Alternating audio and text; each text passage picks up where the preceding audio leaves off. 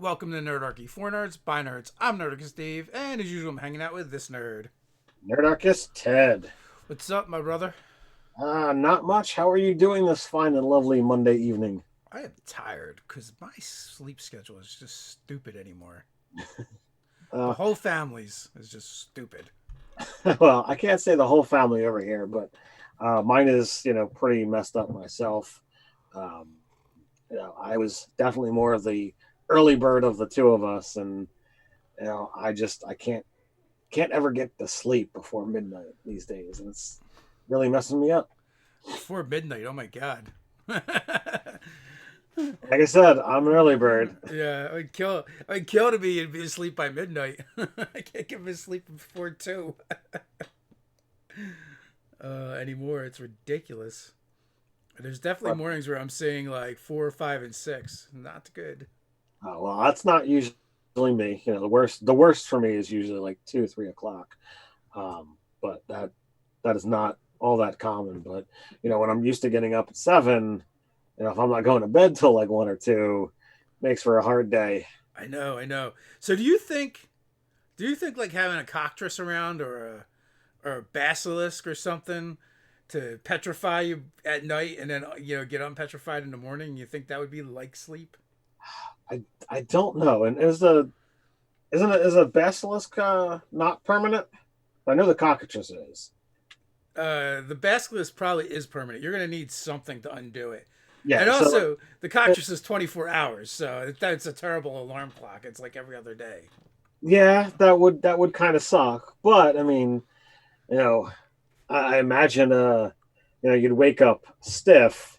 Uh, I Sorry, mean, had to sneak the joke in there. well, you could be dead stone out on your feet as well. So the topic is petrification for this evening, D&D, and petrification in 5e, maybe how you might use it in your game. There are several monsters, as we already mentioned. There's only a handful though. I was actually surprised that there isn't more monsters. I don't know if I missed any or not. So if as we begin talking about them and whatnot, if you feel that there's something that we've missed, go ahead and throw that in the chat.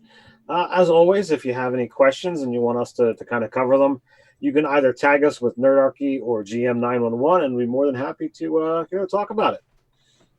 Absolutely. So I guess like recently, recently, more than kind of Tome of Foes, we got like a new monster that can actually petrify you. We actually did a video on that one a while back. I should probably put it somewheres, but we did this D&D monster will get you stoned, and that's when we were flipping through Mordecai's Tome of Foes when it first came out. And that was the Stone Cursed, and like I think in that video we like ran through like a whole scenario for how to use that, what to use it with, and kind of outlined basically a petrification themed adventure, which kind of ties into I want to say June's patron rewards because I think in June that's what we're doing. I have to figure out how to do like cool transitions with OBS so I can like bring up images and show stuff to people because we have like a really cool cover for that one, and I had shared it around on social media, and our artist did a great job with it. But we are adding some more monsters that can petrify you into the mix. I'm excited to see what people think of that one. I always enjoy the stuff that we put out there. I think Megan does a fantastic job. Yes, Megan always does. So, do you have a favorite petrifier, Ted? I'll, visually, just so if you go through the list, going, up the sliding scale, you've got the cockatrice, you've got the stone cursed, you've got the basilisk, you've got the Medusa, and then finally you've got the Gorgon. Um, I think I have the last two correct. The Uh, last two are backwards. Backwards, Medusa stronger than Gorgon. It is. So I think looks wise, I like the basilisk. It's in the middle, so you get to really use it, and it's one of those things that is right on that cusp of, well, you technically could face it before you've got the spells, to undo its permanent, flesh to stone. So it really kind of, for that reason, it kind of punches above its weight class of essentially knocking someone out. So I kind of like it as a DM from that angle. Um, but it does suffer the lack of being able to role play like you typically have when you actually use a Medusa. Yeah, in my experience, basilisks aren't very talkative. There's limited opportunities for role playing.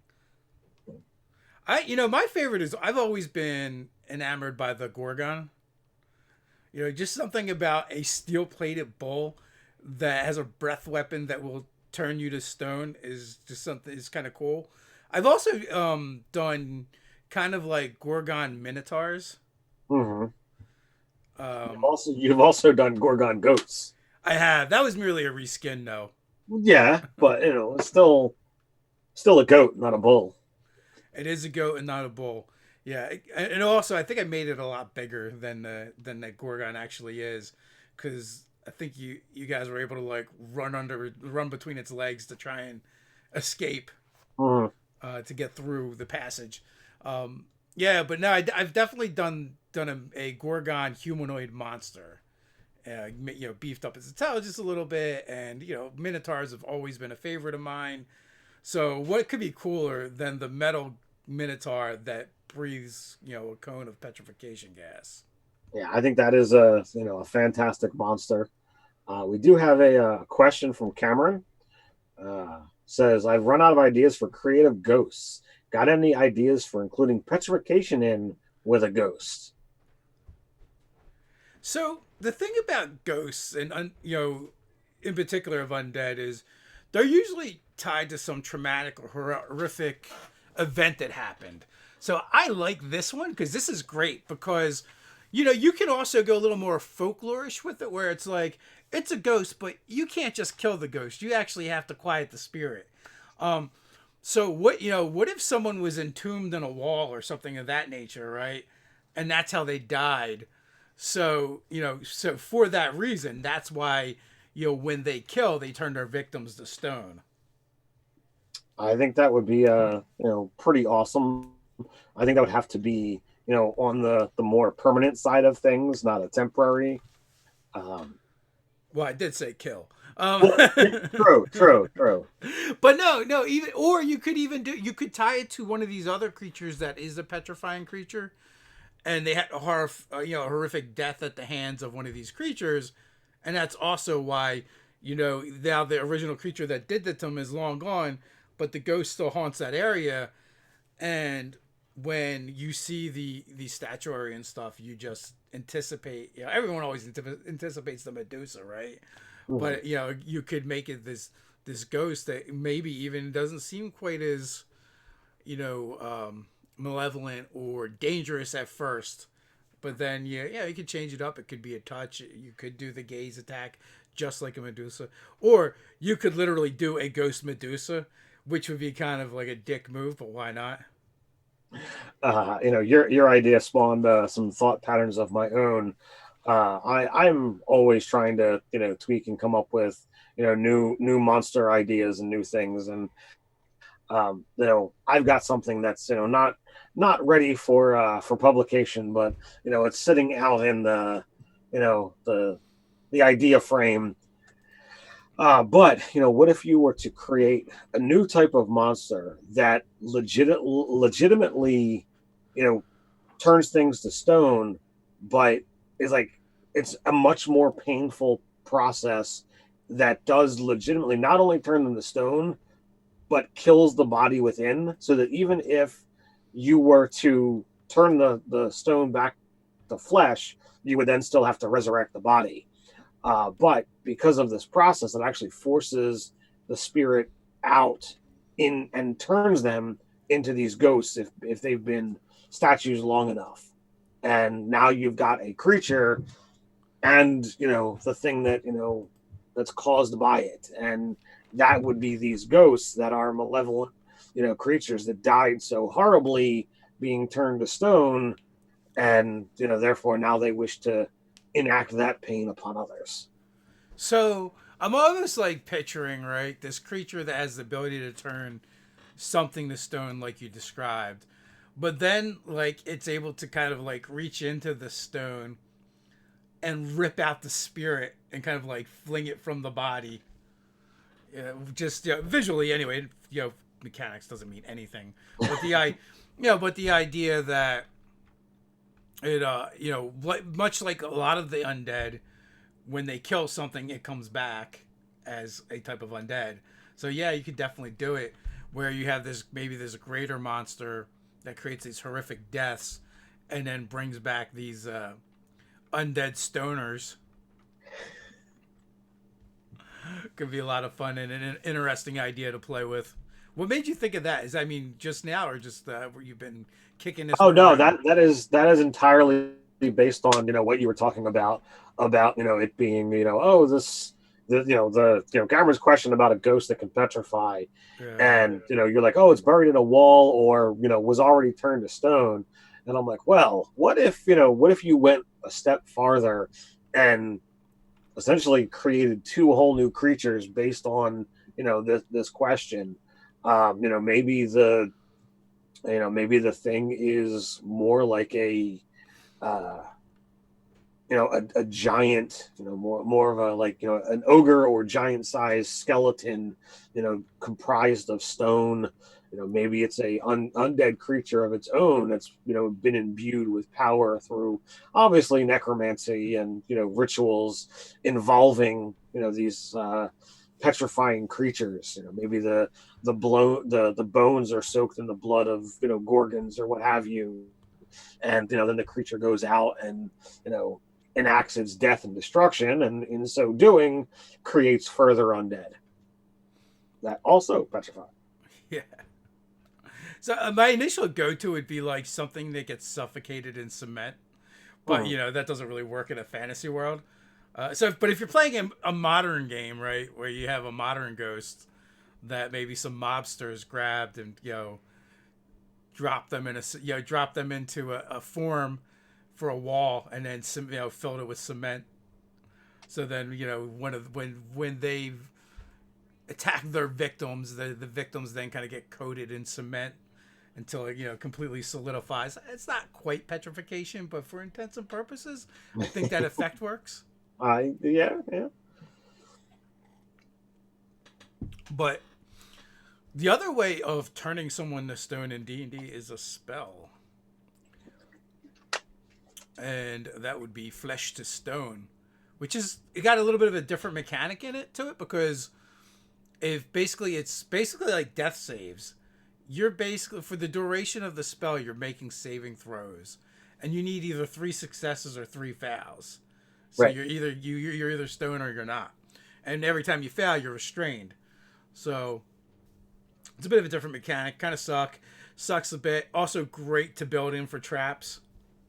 Oh, very much so. There's a good chance you won't murder the player outright, but you got 6 rolls to figure it out. There's gonna be some tension anyway. Early on we had a comment from Scott. It says, I'm not really a fan of gradual transformation of petrification. I liked it better in the old days when it was, just basically one roll, save or suck, to use the new terminology. What are your thoughts on that? Do you like the new way, or would you rather it be, Well, just luck? technically, if you're petrified, it takes 12 seconds. So, like, I don't know. Like, 12 seconds goes by pretty fast. They might not like the fact that there's 2 saving throws, but that might be it. Does the beholder have a petrification ray? You know, one of their rays might have the flesh to stone as an option. Um, that would certainly something that you could put in you've that. I think you've used beholders way more than I have them recently. Most of my beholder using in 5e has been as an somewhat friendly NPC.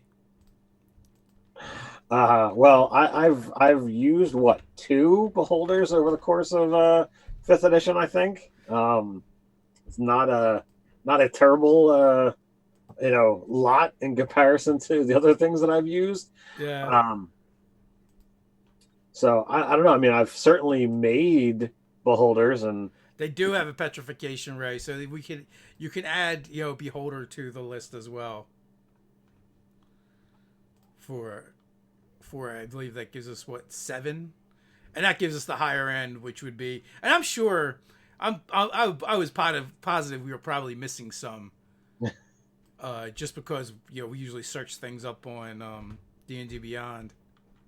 there's really no way to look that up. That's not a filter for does this monster turn things to stone. Yeah, you just have to go through all the monsters And one by one. there really isn't a easy and convenient way to go through that process. So we had to rely on our knowledge of monster lore. But I mean, if you're talking beholders and you're talking turning things to stone, I do have a stone beholder. That is a beholder, and it does appear to be made of stone. So I made this guy and wound up giving him a grimacing little messed up set of teeth.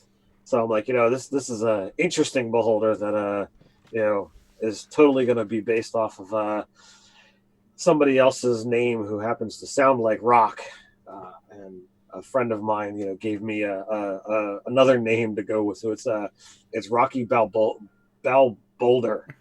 Was that Josh? No, it was our friend Will, who lives up in Maine. Oh, he's still alive. He's still alive. He's actually got a couple of kids now and whatnot. It's been Rocky, Rocky, Rocky Balboulder. Balboulder. Nice. We just watched the last Rambo movie the other night. Okay. It was a bit of a disjointed experience, just like this turn of the conversation. Well, mine was loosely attached to the topic. yeah. Well, it just led me down another place. Well, the thing that was disjointed about it, right? You watch all the Rambo movies, and they're not known for the dialogue, right? Yeah. And he talks a lot in this movie, so it's really weird, especially in the very beginning. Yeah, so even the last one that they did, there wasn't much conversation going on, so it was this doesn't feel like Rambo at all. So what do you think is the most horrifying aspect of monsters that can petrify you? I would imagine the feeling, like the character knowing that okay, I've been struck by this ability, and it's one thing to have using Scott's phrasing of the old way where it's save or die, where it's just you become a statue and it's over. But with the process now, taking potentially 4 to 5 turns, or 3 to 5 turns. If I think it's 2, man. It's just the spell that is like that. okay, all right. So well, whether it be two saves or whether it be the slow progress with the spell, slowly turning the stone, you have got time to really get the anxiety up, and it's like, all right, I'm about to die, and the stone crawling up your face. That's certainly gotta suck. I think too, a big part of it is even if you haven't played D&D before, right? I think for the most part, when you start describing, an area full of statuary of individuals, and they have this horrific expression on their face, and they're just frozen in in this position, everyone is all right, Medusa, Basilisk, Cockatrice. They start running down all the monsters that could possibly be monsters that would petrify you. And of those, I kind of feel like the Gorgon's the worst. The Beholder, probably is digging on if people will kind of end up in weird or interesting positions. The Medusa might be the same way. Cockatrice, well, obviously it's not permanent, so it doesn't really matter. Basilisk, it's a medium-sized creature. It probably doesn't care that much. Although I think they might eat the stone, so that could be problematic. But I feel like the Gorgon, it's just a bad-tempered creature that's going to smash the statues to pieces. So like you're not finding statuary so much as like you're like there's a bolt like a small boulder or rock or a large rock. There's a face on it, and then you realize it's like a smashed statue. So I feel like the imagery for the Gorgon is going to be a lot different than some of your other petrifiers. Yeah, and I think you've got to make sure that, as you said, you set the scene, so you've got the ability to, foreshadow it, and that's another thing that you can do and have fun with is to, I don't want to say torture your players, but Yeah. you could totally tease them out by having, all of these weird statues and not put a petrifying monster in just to get their their anxiety rising. And I'm like, nope, nope, that's not that at all. And you do something somewhat later, um, but it's always good to have those fun things where you are leading them to a conclusion, whether it's accurate or not. So there's a couple interesting lines from from the basilisk. With its strong draws, this creature consumes the stone, which returns the organic form in its gullet. Just kind of gross. And then also, this is kind of what I was alluding to with the Gorgon. Travelers sometimes find objects that look like pieces of remarkably lifelike stone carvings of wildlife, missing a parts that appear to have been bitten off. Seasoned explorers regard such relics as warnings, knowing that the basilisk that created them is likely to be nearby. Which, yeah, that's kind of funny. Like they like a statue of a person laying on the ground with like a on their expression on their face, but like they just have bites out of the statue.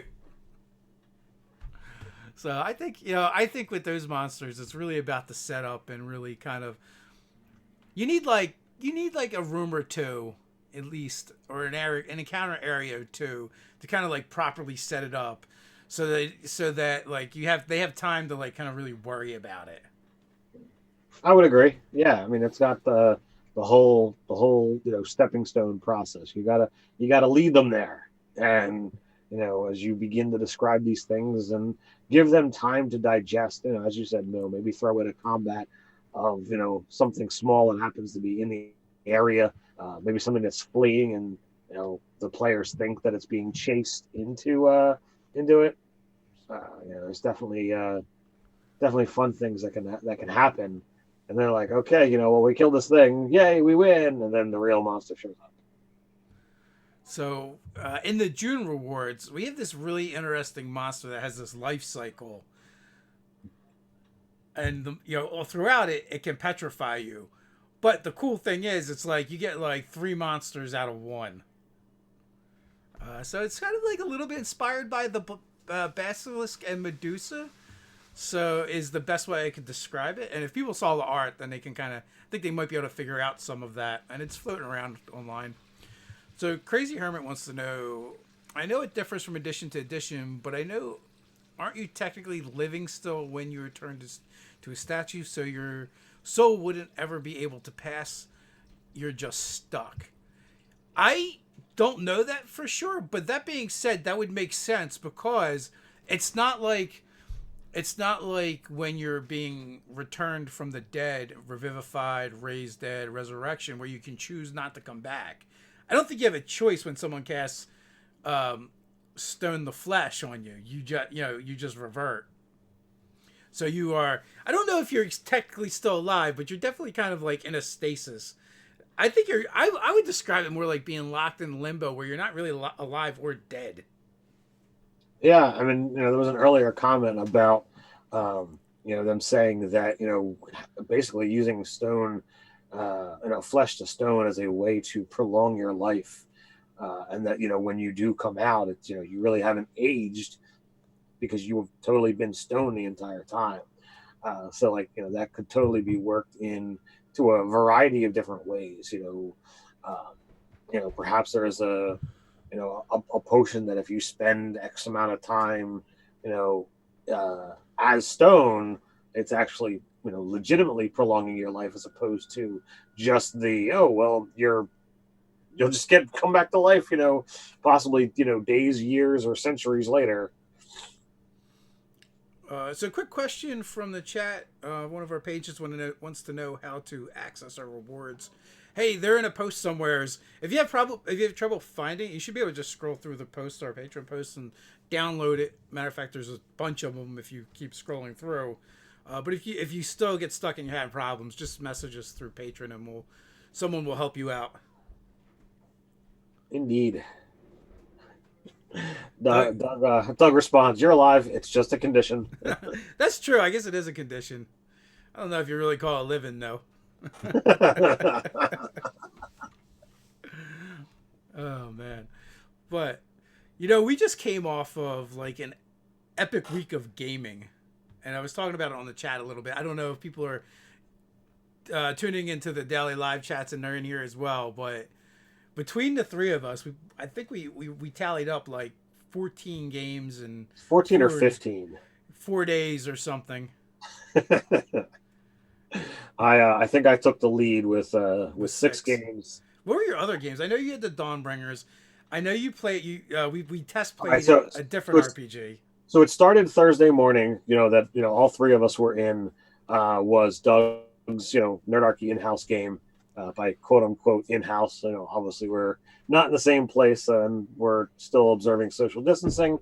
Then there was the Dawnbringers Thursday night.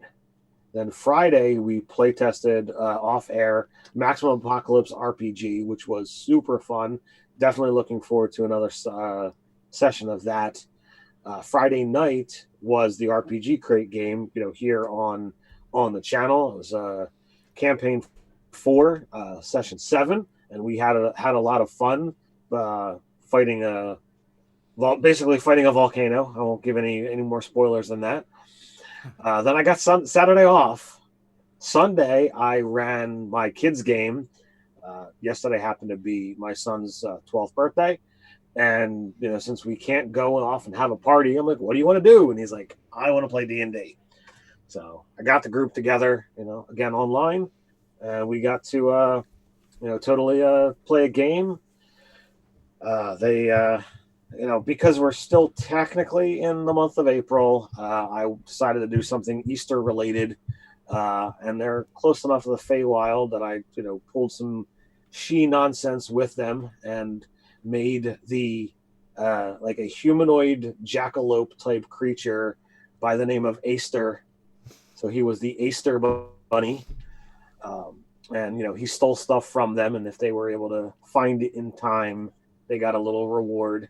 And it basically was like you can keep the metallic eggs and turn it in for gold, or you could get a boon, which was basically a feat or a stat bump. And then they were forced to, well, not forced. They fought something willingly, and both of my kids nearly died.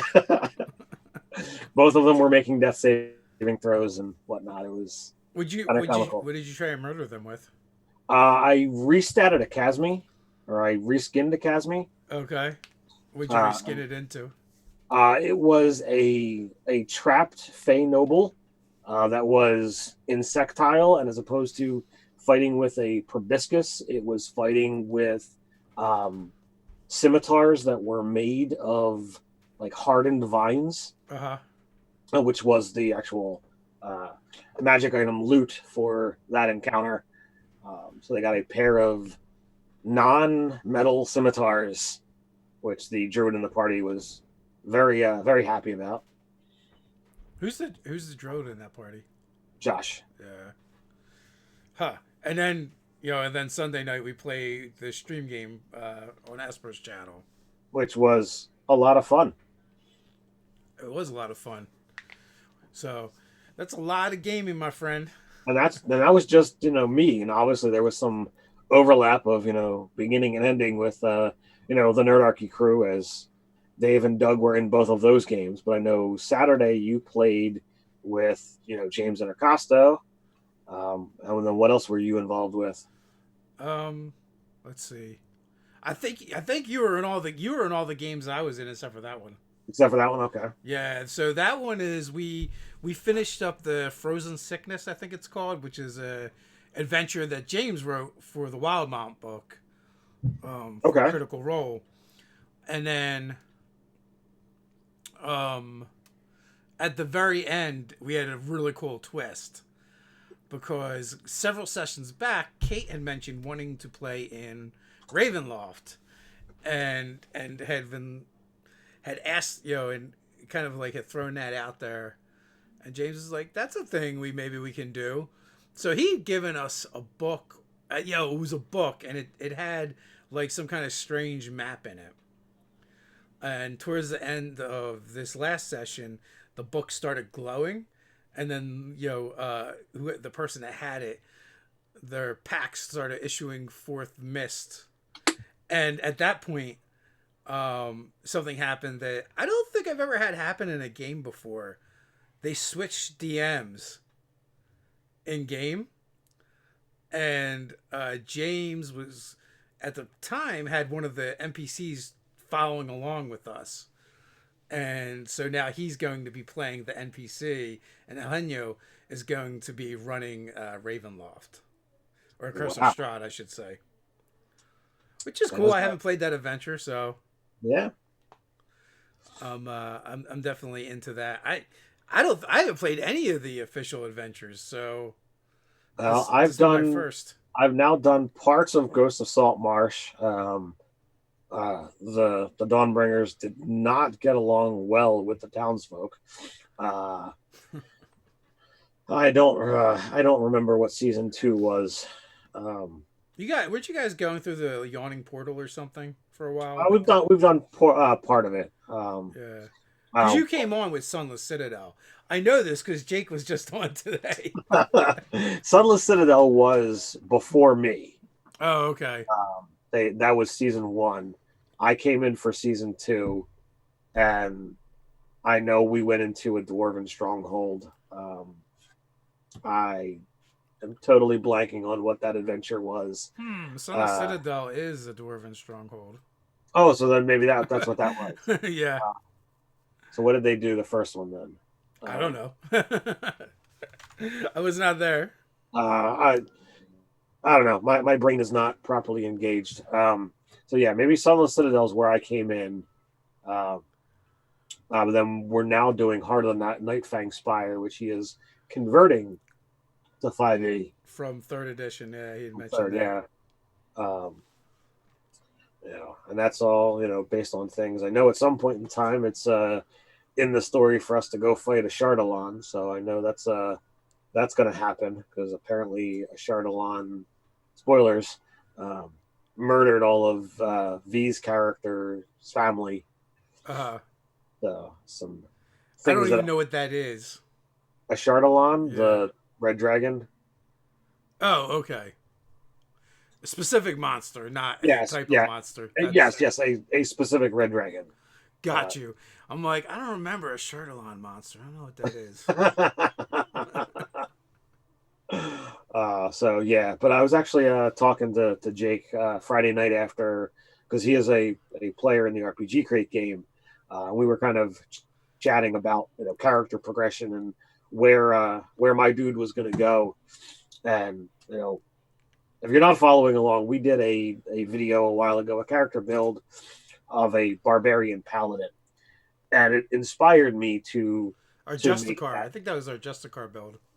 Obviously, I made some definitive TED changes, and when I started playing, I had this whole cool lore to really get me flowing into Paladin, and then I saw the Forge Cleric, and I'm like, "Ooh, this is interesting. I like this." Shiny.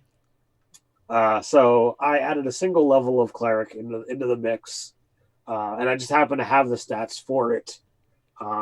It boosted my spell access for the first level that I took Paladin. Um, uh, so then as I'm looking, I'm like, well, I never really decided what my levels were going to be. So I started playing around with where I was going to go, and uh, I was like, all right, I don't know what all I'm going to do because I'm going to stay. Obviously I'm 5th level barbarian, 1 level cleric, and at this point in time, 4th level paladin. We're currently at 10th level. You guys are way up there. Yeah, well, we've been playing quite a while, Hmm. so so it's like, all right, well, I don't know where I need to get to. Some of the abilities I know I want to get all the way up to 11 level paladin. That leaves me 3 levels left to play with, and I'm like, I don't know where I should go. There's good stuff all over the place, so we'll have to see where that winds up going. But I don't know. I think you either need to either dump them all in cleric or all in barbarian. no, there are some there are options. So That's probably where I would go anyway. So that although with those paladin levels, those extra cleric levels do help yes, because gives you it would more definitely give you spell more spell slots. use for smiting. Yeah. What else are you gonna do? Oh, it's entirely what it's for. But I'm having a lot of fun with that game. Jake is a fantastic GM. So Yeah. I mean, did he tell you what he wants to do with with the games? It's more like the production side, not like the. yeah, he's looking to create basically another camera setup to begin putting terrain and whatnot. I don't want to spoil anything, about sponsorships and that kind of stuff. But he's definitely got some thoughts in the works. So I'm excited for what he's talking about. Yeah, it'll be cool to see. Yeah, he didn't talk about sponsorships or anything, but he just talked about the setup. Although I don't know where he's going to put it on the screen. He's got like 50 players in your game, so like it's I don't know where only he's going to fit it. it's only six, and what he tends to do when he goes to map mode, all the players kind of like shut into smaller boxes on the side, and then there's the big map screen. So like he definitely has a flip flop. He handles production so much better than us Nerdarchy folks. Oh, we know. We were talking about that earlier today too. How he's been running the production for you on your RPG Crate game. Yeah, and I make sure to thank him all the time. It's Keeps things moving smoothly. I mean, at least it's kind of a simple setup that we do, or that he does, I should say. so Mad Mike says, "You have any advice for a new player?" I mean, I know we have a whole lot of player tips, but is there something specific you're asking about there, Mike? Yeah, we've probably have done like 100 or more videos on that. We have we have an intro to D&D series or a D&D basic series on the channel. But yeah, specifically like I mean, I want to say the biggest thing is when you're first getting started is just give yourself a break and ease into it and don't worry about knowing all the rules, do the best you can. Try and study the character that you're playing so you kind of know what to do when it's your turn. But other than that, it's just a process. Now, so as a DM, there's a lot of there's a lot more things to talk about. But from the player's perspective, it's do the parts of the game that are fun for you. If you like the mechanical crunchy stuff, that's okay. If you like the RP stuff, that's fine. If you like to do both, that's fine as well. You know. there is the capability of doing everything and anything that you really want with your focus when you're making your character, when you're playing your character. I game with a lot of people, and obviously with the description I just said, I gamed with a lot of people this week, and I don't consider doing voices as something that is a particularly strong suit of mine, and yet I game with a lot of people that is for them, and it impresses me basically every week. So stick to your strong suits, and if you want to play with voices, play with voices. If you want to dabble at trying to make stuff, go for it. Just do your best, and that's all you can really do. Yeah, it can be intimidating too, like depending on the group that you're playing with, and try not to judge yourself by how other people play the game. Like it, I've played with people that will get in character, use voices, and stay in character the whole session, and some people only ever refer to their character in third person. Not there isn't one that's particularly right or wrong. So there Do was you a know what question about do we have any favorite characters from I I have got far too many favorite characters. from that was from Corey. Do you guys have any favorite characters you've played or you want to play?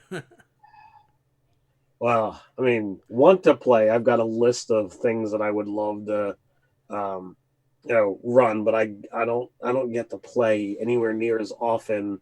To use all of those. I guess for a long-term campaign, I absolutely want to revisit the character that I made for a one-shot in your game, Dave, the gnome wizard. He was utterly hysterical. Uh, So some of my favorites came from the Saver Dice games. okay. Um, and like I had quite a few of them that were just fun to play and got to explore a lot. But Jogo was a lot of fun to play. Who was just like this barbarian that was kind of happy-go-lucky and like a gentle giant, and was raised on the streets of this city, and so he felt responsible and looked after like all the other urchins. So he was kind of fun, and then Rufus was like the opposite of that. And so Rufus was a Starfinder character, and he was one of the I forget what they're called, the rats, the rat guys. Starts with a Y, doesn't it? Oh yeah, yeah, yes, something. I don't know. I don't remember, but he was a polar. He was like the polar opposite. He was kind of a dick and an asshole, and Didn't you kind of like mirror him off of Rocket? no, I actually took my inspiration for him from Gizmo from the Teen Titans, the villain, Okay. Okay. the little bald kid. That's a that was a techie. Okay. Um, and it wasn't initially in his character like concept, but like the DM Cody kind of asked like, "Hey, how do you feel about gambling?" And I'm like, "All right." I just went with it, so I gave him this like gambling and womanizing addiction later on. And like he was always just ready to throw people out the airlock. like you know what? He might have been a little bit like Jane Okay. from Firefly, but like a third of the size. But that being said, he had like this big robot, that was because he was God, I can't believe how much I've forgotten already. But he had the drone. Right. Um and I modified it so it had the climb speed, and there's a thing where you can take it where you can ride it. Hmm. So instead of like riding in a traditional way, I had it so where it kind of strapped to my back, and it was like these giant spider legs, like Gizmo. So he kind of would use his drone to like bully people and stuff. Wow. Well, I'll throw a congrats out to Justin. He's just out of Navy basic training. So congrats, man. Yeah, congrats. Thank you for your service. Especially in these troubling times. Yeah, yeah. There's so much more I want to say, but I will not say here on the channel. But yeah, congrats for sure. But yeah, I mean, and that's like Uthan Gar. I had a ton of fun. Like I generally have fun playing the character that I'm playing right then. Like we're in the team game we're playing. Siglar is kind of fun because I just play him as this like dark and creepy nerd, but he's a druid. Yes, it is. It is quite comical. I'm definitely enjoying that game as well. But looking through the past, I mean, I've got loads of characters. I mean, I enjoyed the game that you ran with my bugbear barbarian. I honestly don't remember his name because we're going back, more than a decade at this point in time. Well, probably more than 13 years because I was in the last house before my son was born, for certain. Um, So that was a while ago, but that game was pretty awesome, and we had a definite different party dynamic than what we're actually used to now. Um, the early days of second edition, we had some cool things. Um, Grevin the Beardless One, rest his soul or rest in peace. Uh, Died by an acid arrow. He was fun to play, but that's going back like 24 years. Uh, so there's definitely loads of amazing characters that I've had. So is what it is. Self-professed amazing. They're amazing to you. Well, yes. Amazing as in I enjoyed playing them. Not I so much in make, that I make. My name is no, Darkus 10. I make the most amazing characters. that's not the message I'm trying to say. I enjoyed playing them. They said, "What is your favorite?" So that's those are the things that stand out. They were great characters to play, great characters that I enjoyed, you know, running. Um, and ironically, most of those, if not all of those, are all under your DM ship. Well, we played a lot of games together over the years, so you didn't have many other choices. And Kelly 19 is saying he's playing a Kenku rogue. I I feel if I were to play a Kenku, I would totally want to do like a crazy amount of work of trying to record other people saying things and trying to play them, and I would probably go really really irritating with that. So I'm actually trying to avoid going down that road. So I played a Kenku in a Grant Ellis game. They ran like I think it was like 3 sessions or something. Okay. And so the thing that I tried to do is when I would talk to other people, if people said something that I kind of caught on to, I would try and like mimic that and use that speech pattern. And there was one character that would be like talk really like sensually and be like darling and stuff like that. So that was kind of funny. My Kenku was Get Out of Here. Yes, I remember Beastmaster you telling me about him. Beastmaster Ranger, uh, with a flying snake companion, and the backstory was he was raised by this old woman that owned a store, like a pet store, and he like came in one of the shipments, and after a while, like she realized that he wasn't actually a pet but a person. And like she would always like chase him out and call him, just tell him to get out of here. So they thought it was his name, and he'd always come back. So it became this like thing where she would chase him off, but like she would leave food out for him and water and like the necessities. But like it was this like cantankerous relationship. So that character was a lot of fun. Like there's it's hard to pick a favorite. It's like picking your favorite children. I mean you could do it. You can't let the other ones know, but it's hard.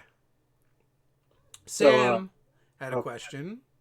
Hey guys, can you give me advice on what to do with a player next to you is cheating their dice rolling? Are you playing with our friend Mark? I mean, rolling the die 5 times and calling out the highest number in the gameplay. One, why are you guys playing in person together to be next to them right now? You're going to get the Rona. Or just give it to someone else. Two, I don't know, man. Grab your heaviest book and slam it down on their hand. No, don't do that. We don't. Nerdarchy does not condone violence at the table. But it's kind of weird. It's like you're playing a game, and like you can't. There's no like really winning, and like the more interesting things that happen tend to be when things go horribly wrong. Like I'm a horrible dice roller, and I just go with it.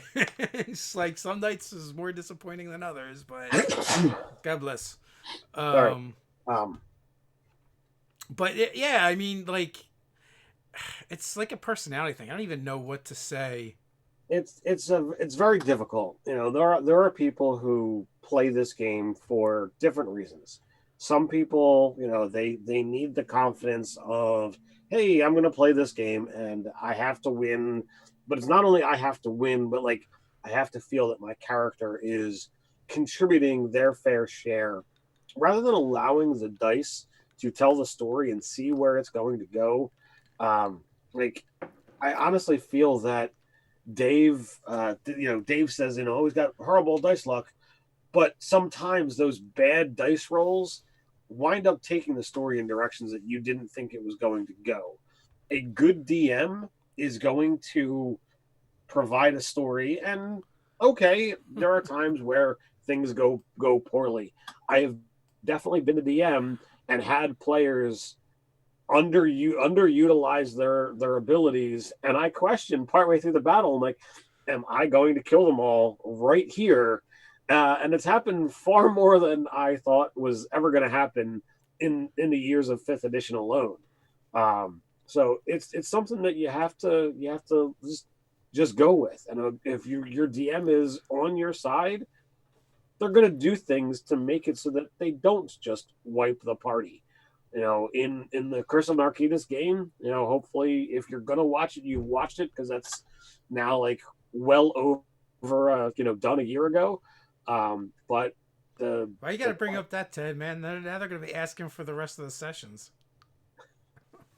uh sorry, uh but they fought a dragon turtle, and the game used to have 7 players, and that night there was only 4 that showed up, and the dragon turtles started putting the whoop on them, and I'm like, they're gonna die. So I totally pulled back the reins, and what started as a monster ambushing the party became a conversation. We totally had that dragon turtle right where we wanted him.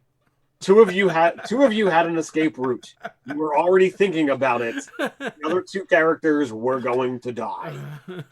that is how that was going to go. And Ye of little faith. well, there were conversations after the fact, and those of you who could have gotten away were already thinking about, when this goes bad, this is where I'm going. So I was definitely willing to fight to those other players' deaths. yeah, yes, yes, you were, and then you would have teleported, and then the game would have been like, all right, how do we get back on track? So it's difficult having the conversation with a player. If you are a fellow player at that table, you've got 2 options. Or sorry, you got 3 options as I see them. One is one of them the book. No, all you can talk to the player, you can talk to the DM, who will then talk to the player, or you can just let it go. If you don't feel that it's disrupting the game, and you can live with it, just let it go. Let that person be the cheater that they are, and you can just continue the game. It's not exactly the best plan, but it is a plan. Once you get into the confrontation, whether it be you and that other player directly, or the DM and that player directly, it can then go in a couple of different ways, and it's a matter of what that other person is going to do to really decide what that's going to be. They might say, oh, I didn't realize it was bothering other people, or they might try to fight it and deny it. They might wind up getting kicked out of the group. I mean, there's lots of things that can go from there. So Doug loves it when we suggest kicking them from the group. Well, I wasn't suggesting that. I'm saying that might happen once you get into a confrontation. They might willingly leave because they feel they've been insulted, whatever. Or things escalate or whatever. But yeah, you can pull the player aside and say, hey, I don't really know why you feel the need to do that. That's not necessary. Or if you're the non-confrontational thing type, you could snitch on them to the DM and then let the DM figure it out.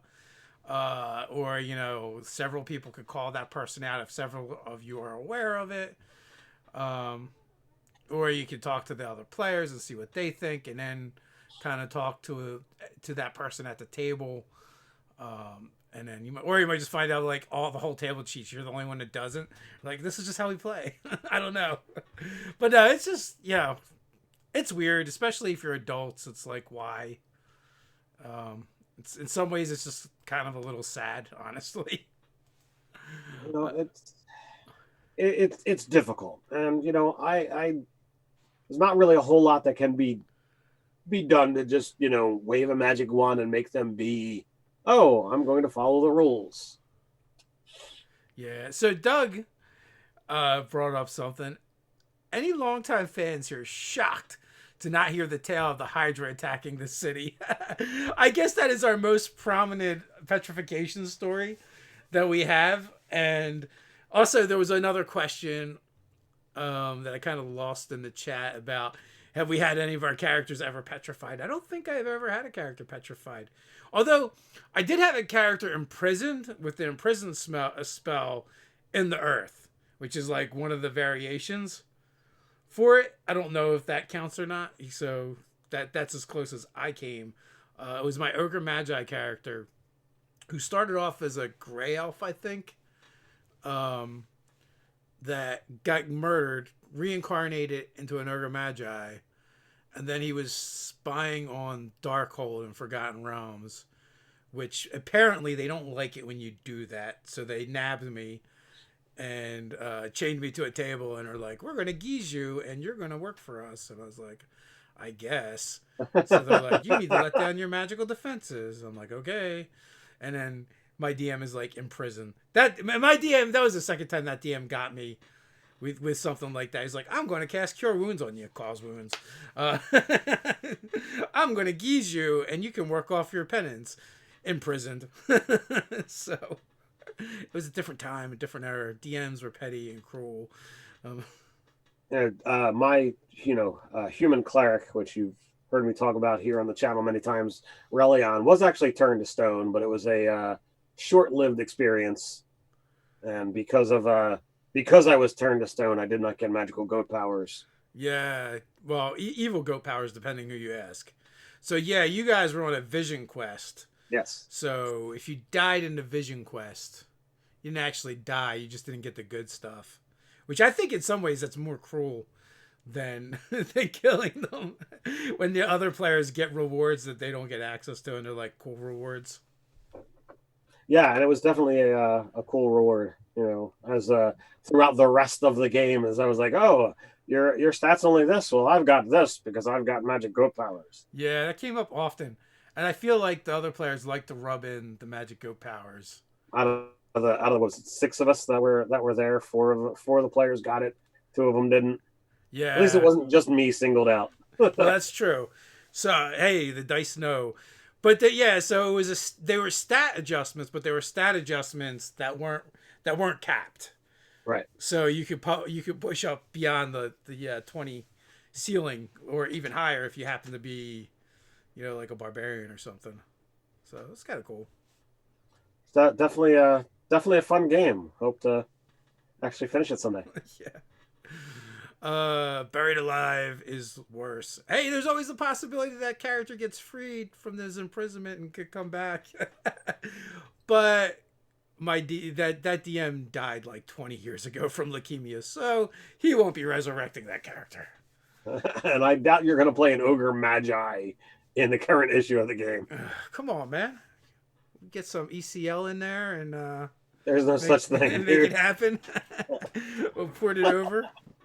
Maybe in 3rd edition you could have gotten away with that stuff. It'll be an Ogre Magi, but it'll be medium with powerful build. That's how it works in 5e. Yes, it would. Yeah, that character was fun for a while. That current character also got the girdle of masculinity, femininity as well. It was an Ogre Magi, so they could shape change whenever they wanted, but no matter what form I would take, it would always be female. So, like I said, and honestly, for that time period, he was actually, I consider him one of the more benevolent DMs.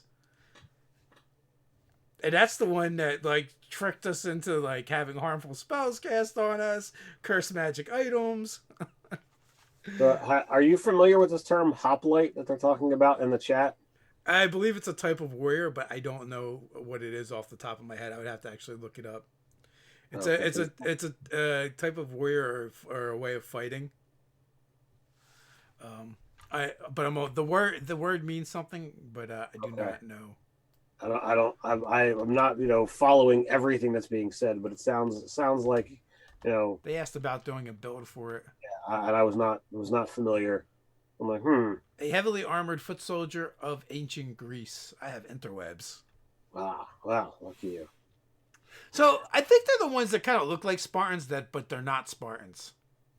Well, Justin's got a list here of human fighter champion, rogue assassin, shield master, polearm master, sentinel, medium armor master, spear, and shield with half plate. So I think that sounds like you know mimicking that aspect. I don't know if you can. Oh yeah, hey, the weighing in Greek warrior. It's like a Spartan. So yeah. Well, it's funny because right now my son is doing a school project on ancient Greece. So, and he did not choose hoplite as his H letter word. What did he choose? I don't remember. I read that earlier today. Hercules. No, actually, he used Homer, Oh, nice. and No. not that one. I couldn't resist. I I was doing the same thing when I was reading it. So Justin Harris. I had an ogre magi in AD&D who was a druid, started out an elf, and then died and got reincarnated. Nice. Pretty close. Pretty close. I feels you right in the feels. so Uh, anyways, last things you want to get into because I'm showing we are past the 9.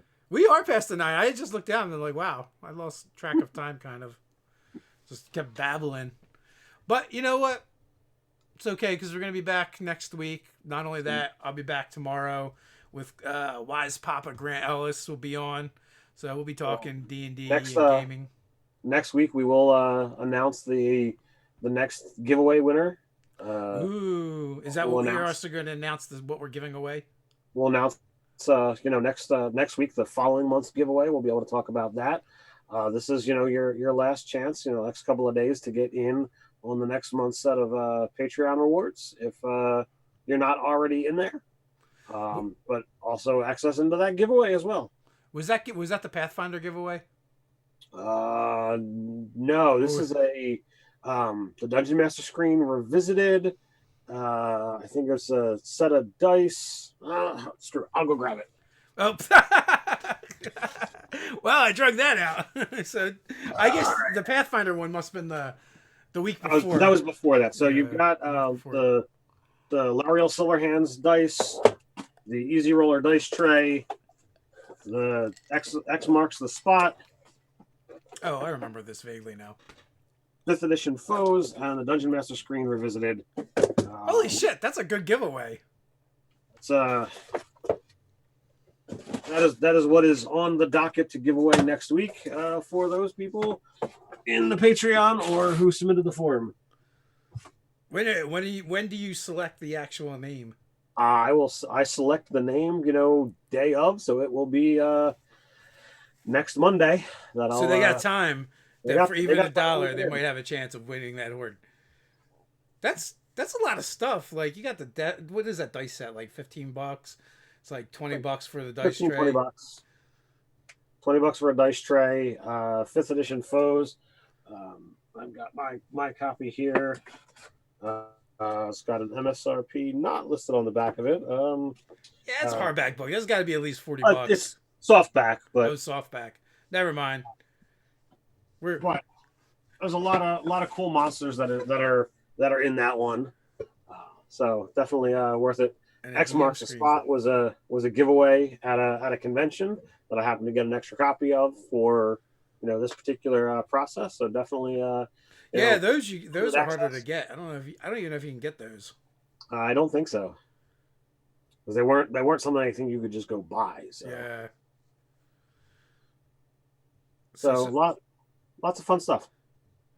I just saw someone mention going to Gamehole Con. I wonder if Gamehole Con's going to even happen. I mean, I know some people are just like everything for the rest of the year is probably just going to be canceled. But who knows? We'll see. I don't know. Even if things aren't canceled, I don't think I'm going anywhere. It's locking in. All right. With that, like I said, I'll be back tomorrow afternoon. I'll be back every afternoon, 12 p.m. Eastern time. Different guests every day. I'll be back. We'll be back on here next Monday night. I think next week will be Doug and Ted hanging out. So with that, until next time, stay nerdy. Stay nerdy.